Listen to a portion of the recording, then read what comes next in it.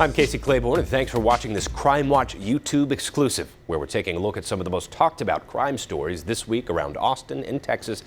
Family members and friends of a man shot to death by an Austin police officer are pushing for answers. His family says he was a gentle giant, and they don't know why he was shot dead on his own front porch. Fox 7 Austin's Meredith Aldis has the story. It's just too young and too soon for him to go. On November 15th, just a little after midnight, Austin police responded to a call about a man pointing a rifle down the street on South 3rd near Old Torf. The caller stated that the subject was now firing his weapon and appeared to be firing it into a residence. According to the caller, Rajan Munsingi seemed to be scared of something inside his home. APD says when officers arrived, he was standing on his porch, firing a rifle into his home. Shots can be heard on the video that is coming from the officers' cameras as they are exiting their vehicles. APD says officers told Munsingi to drop the gun, and when he didn't, an officer shot him. Within seconds of officers arriving on scene, one officer engaged the subject by firing his duty firearm. The subject was struck and went down. Within a couple of minutes at 12:37 a.m., EMS was cleared to go ahead and come into the scene, and they also began life-saving measures. Munsingi was taken to the hospital where he later died. Munsingi's family describes him as, quote, the most caring, thoughtful, silly, loving, hardworking, and deeply admired person they've ever known. Raj was vibrant, young, handsome, kind, and just this fun, bubbly personality, but on top of it, extremely talented guy. They say he was building a school for children in Zambia, started a company that supports small businesses, and loved to spend time with his family. We're all very loving and supporting family, which is kind of rare sometimes, but they are really for each other. And Raj, he has this very kind vibe. His family says Munsingi's death leaves many questions, and they're pushing the Austin Police Department for information on why they shot and killed their family member on his own front porch. I read the news and I cannot process it. The officer who fired the gun has been placed on administrative leave and has been with the department for 2 years and 9 months. Administrative and criminal investigations are being conducted. Thanksgiving break 2020 was the last time Jason Landry's family saw him. Volunteers are now working to double reward money in the case of the missing Texas State student. Fox 7 Austin's Shannon Ryan has the latest. Texas mothers Cindy Lay and Felicia Sundgren sending a message to the family of Jason Landry. People have not forgotten about Jason. His community, certainly his family and friends, are never going to forget about Jason Landry. The women started a GoFundMe to help raise money for a reward and other expenses in the search for the missing Texas State student. Approaching the 2-year anniversary of his disappearance, they're doubling their goal from $10,000 to $20,000. It's time to do something. It's time to step up. It's time to do that. So that's why we did this. Thanksgiving break in 2020 was the last time Jason's family saw him. He disappeared while driving home to Missouri City from Texas State over winter break. His crashed car was found in Luling. Well, I think that he could be any of our kids. We all can identify. All of us moms can identify with wanting our kids to be safe. Both women are driven by personal connections and faith. Felicia raised her children in the same neighborhood as Jason, even attending the same school, in a church where Jason's father serves as pastor.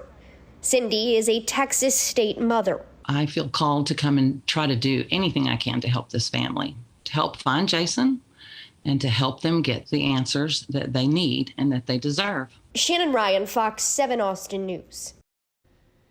A woman who was shot and killed by a state trooper on Round Rock on November 25th has been identified. Fox 7 Austin's Angela Shin has more from the man whose car was hit by the suspect as she sped away from police.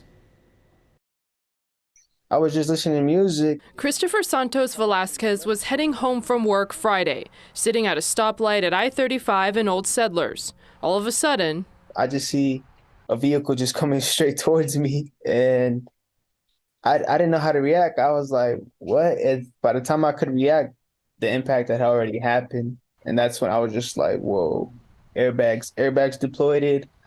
My car was completely shut off. It wasn't working or running, nothing. And I was just in shock. I was like, yo, this really just happened? officials have identified the suspect as 58-year-old Angela Knuckles of Pflugerville. This started when Round Rock police said there was a stolen car. A trooper found it near Westinghouse and I-35. The trooper tried to pull it over, but Knuckles kept driving to Old Settlers and I-35. That's when she crashed into Santos Velasquez and then into a grassy area. Officials say she had a gun in her hand when she got out of the car. A trooper fired at her, killing her. I just heard the shots. All the airbags was all over my face. I couldn't see nothing. Santos Velasquez was taken to safety. He says he has some bruises and whiplash, but is overall okay. Luckily, I'm glad I'm safe, and others ain't hurt. I mean, I'm glad that I got to stop it, honestly. Like, I feel like I saved the day, because it could have been way worse. Court records show Knuckles had a warrant for her arrest in Travis County for unauthorized use of a vehicle. She also had various drug and theft charges dating back over a decade. Some were dismissed, but she was sentenced for others.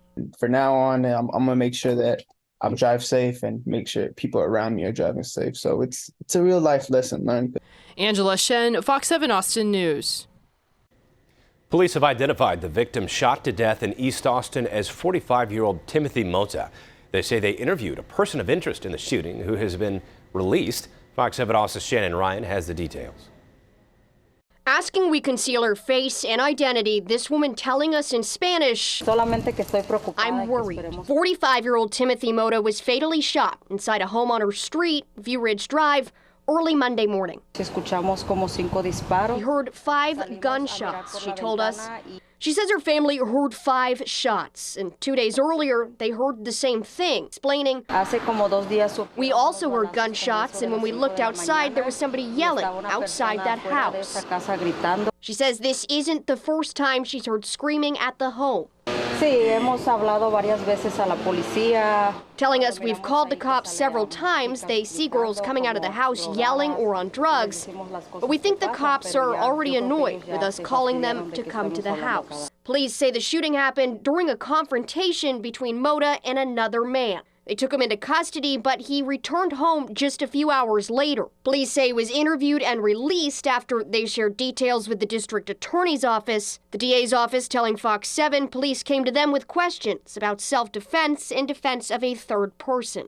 They told police they didn't have enough evidence to establish probable cause. We spoke with the suspected shooter through a peephole in his door. He called the death a terrible thing and unfortunate incident, but declined to say more. He has 19 cases out of Travis County, most tied to assaults, firearms, and cocaine. Shannon Ryan, Fox 7 Austin News. Heading to San Antonio now, where a teenager who was shot by a San Antonio police officer in a McDonald's parking lot in early September is finally home. Eric Cantu spent nearly 2 months in a hospital. Police say Officer James Bernard saw Cantu inside a car he believed had evaded him during a traffic stop the day before. Body cam video shows Bernard opening Cantu's car door and telling him to get out. The unarmed team put the car in reverse with the door open, and the officer shot at the car as it was driving away. The officer was fired and charged with 2 counts of aggravated assault by a public officer. And finally, after 51 years, a Texas family has been reunited with their loved ones. Melissa Suzanne Highsmith was 22 months old when she disappeared in 1971 in the Fort Worth area. 5 decades later, at 23andMe DNA test and public records research helped family find her. Fox's Sean Rabb has a story. It was just a mixture of joy and being terrified and excited and just trying to understand, make sense of everything. There is a lot for Melissa Highsmith to process. 22 months old in 1971, when her mother's roommate handed her to a babysitter. never seen again by her biological family for 51 years. We never gave up hope looking for her. Through the years, we had several tips. We would go off to other states, and we would go off and talk to different girls, have DNA made, and no. And our hopes were dashed. It was hard. Just days ago, Melissa reunited with her parents after a DNA test that traces ancestry through genetic traits. Her 3 children came up as my grandchildren and as my wife's grandchildren, Alta's grandchildren, and there could only be one reason for that, is that's Melissa was the mother. So when we got that news, we were so overjoyed. Armed with DNA evidence, Melissa contacted the woman who raised her.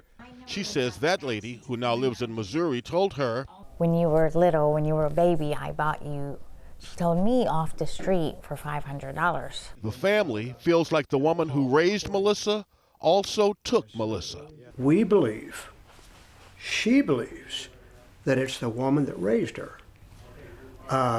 She was 5'7", husky built. So the description of the kidnapper was it was a man dressed in drag. Well, we believe that she was just disguised. The Highsmiths spoke with Fort Worth police Monday, who planned confirmation DNA test, and in a statement say it's committed to completing this investigation, even though the criminal statute of limitations expired 20 years after Melissa's 18th birthday. Jeff Highsmith says that statute of limitations on kidnapping needs to change. He's hoping someone is held accountable. We hope that there's justice for the Highsmith family. And the reason I say that, there has been 51 years stolen from my family, from Alta, her mother, and from her brothers and sisters. For the Highsmiths, a fairy tale ending, 51 years in the making. Although it was a tragic story, it's a happy ending for us, and I hope other people will take this story and keep on searching and put their DNA out. I feel like it's God giving me a second chance. Thanks for watching this Fox 7 Austin Crime Watch. Our exclusive Crime Watch stories run each Monday on Fox 7 Austin News at 9. Again, to learn more about the stories featured today, look for the links below this video. You can also find more stories on our website, fox7austin.com, or subscribe to the Fox 7 Austin YouTube channel.